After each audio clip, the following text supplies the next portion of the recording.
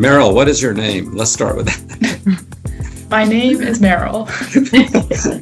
My name is Meryl Winicov. I have been a part of the SOLARCYCLE team for 2.5 years now, and I am the environmental sustainability manager here. I got my degree in environmental engineering.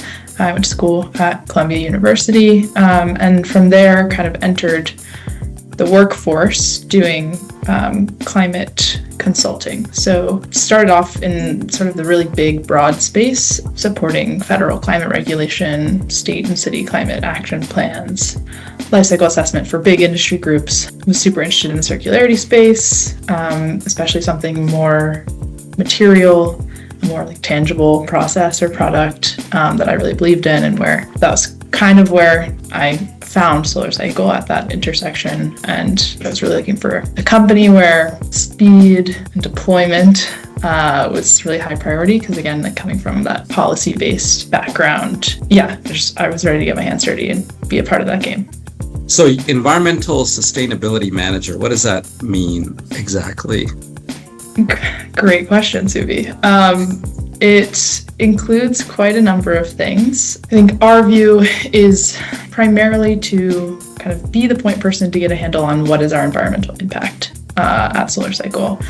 So to understand what that impact is, but then also be a part of kind of charting the future path of what we want that environmental impact to look like in the future, how we are advancing towards our circularity goals, and to really bring that into the core maybe strategy of the business and how we're prioritizing the environment. And so what does that mean in terms of what you're working on now, for example? It changes with the seasons. This season in particular, now that we're here at the end of the year, is gearing up for our annual impact reporting come January. It's something that we do for customers, but also kind of to the general public. And I think it's pretty unique here at SOLARCYCLE. It's one of the projects that I love to work on, primarily because it's a big reflective activity for us. You know, we get to see what all we've done of the last year, whether we kind of hit our goals, whether we sometimes exceeded those goals, and what our areas of focus can be for the next year. So it's a great way to put some numbers to why does what we're doing matter, and how can we continue to push forwards towards our goals for the company for the next year. You know, as you know, Meryl, I have strong feelings about this data that we collect and its importance. But from your perspective, why do you see it as important information and data and reporting? It's important because it allows us to, one, have kind of a source of truth to all align around. It gives, putting numbers to something gives us a concrete place to start a conversation, to be able to both measure what we've done and also measure kind of progress as we move forward. Beyond that, it also instills kind of this layer of accountability, I think, between ourselves and customers and other external parties, because again, it's this common language that we can speak, and there's a lot of gray area in this kind of word sustainability, particularly as it is used in more corporate and commercial spaces. And so being able to tie numbers to robust analyses gives us a platform or a foundation at which to hold ourselves accountable. Besides having to deal with the difficult CEO of the company, what are some of the big challenges you have in your job, in doing this work? My desk neighbor, the CEO, is pretty noisy and loud, so that one gets tough sometimes, but it's a good thing I have my noise canceling headphones. The challenges are many. Part of it is the industry that we work in. From a sustainability and environmental accounting perspective, waste management and circularity are in some ways a newer frontier, in that there are not necessarily as many standard practices that you can apply to material that has already finished its first life and now is entering or being transformed into usable material for a second life. But in addition to that, we are trying to keep all of our impact reporting and our assessment of environmental sustainability as accurate and updated to date as possible. And so we are constantly revising analyses, doing our own due diligence, and really digging into like what are the truths of our operations, of the parties that we work with, of what happens to our material when it gets sent from our site, and incorporating all of that into like a holistic sustainability evaluation is quite difficult and keeps us busy. We've talked quite a bit here about environmental data analysis and reporting, which you've done a lot of, but in the vein of working at a high growth startup where you wear a lot of hats, you've also actually gotten involved in technology innovation and R&D and developing some of the recycling processes, that we've been working on. Doing that work and R&D work, if it kind of informed maybe how you think about doing the environmental impact work and any kind of evolution therein. Mm-hmm. So you mean like when they let me put on a lab coat for the day? Yes, yeah. Specifically, yeah. Exactly.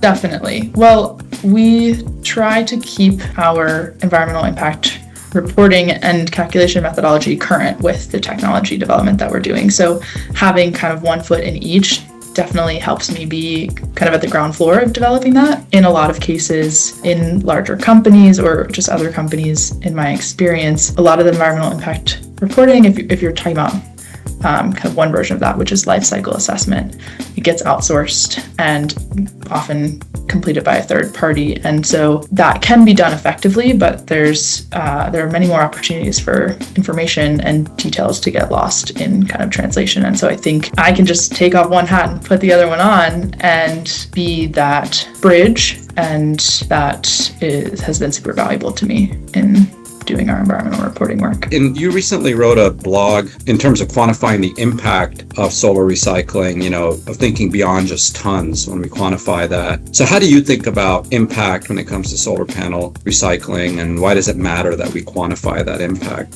We are working in the circularity space, and so we kind of understand this idea that all points of a circle connect, right? And that is, I think, an important framework that we need to take to impact, which is looking at it holistically. If we only look at kind of one data point, how many solar panels, end-of-life solar panels came into our recycling facility as sort of the impact metric, that only tells a tiny portion of the story. It gives us a sense of the end of that first life, but it doesn't tell us anything about the transformation that goes on in the recycling process, nor anything about the second life and what's been accomplished via recycling. There are a lot of additional data points that need to be kind of incorporated into that mix to get that fuller, more holistic picture from what are the constituents of that solar panel, how much is each constituent relatively valued, how much do we actually get out of the process, then to as far as where does it go, what quality is it in, and how can it be used in a second life. And all of these things kind of need to be taken into account. I had heard about SOLARCYCLE probably like in 2022 and just thought it was a super cool company and doing something really important with massive potential to establish a circular economy. I was checking the careers page every couple months thinking, what is a way for me to get my foot in the door? But assuming that this specific role that I have here now would not really ever be available at a company that is so small and young at the time, and understandably so, allocating resources to other more pressing issues. My question for you is, why did SOLARCYCLE create a sustainability team so relatively early in its establishment? Well, the simple answer is 3 words: Dr. Pablo Diaz, who is our co-founder and CTO, who, as you know, comes from this work and background at the university level, and then just is really a strong believer in the work that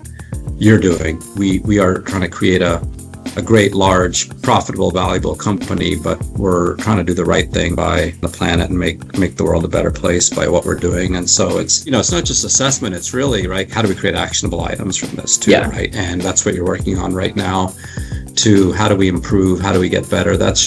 It's a core part of our DNA, I would say, as a company. If we create the best environmental outcome from these end-of-life panels, meaning get everything out of there to the extent we can to put back into remanufacturing, it's actually the best thing for us economically. It's part of that. If you can't measure it, like they say, you can't manage it. And so we have to be able to measure it and then figure out how to get better at it, which is, where I see your job is very central to doing that.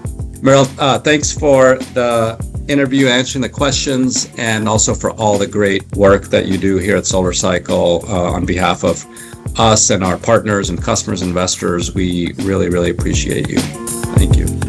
Thanks, Suvi. It's great to chat.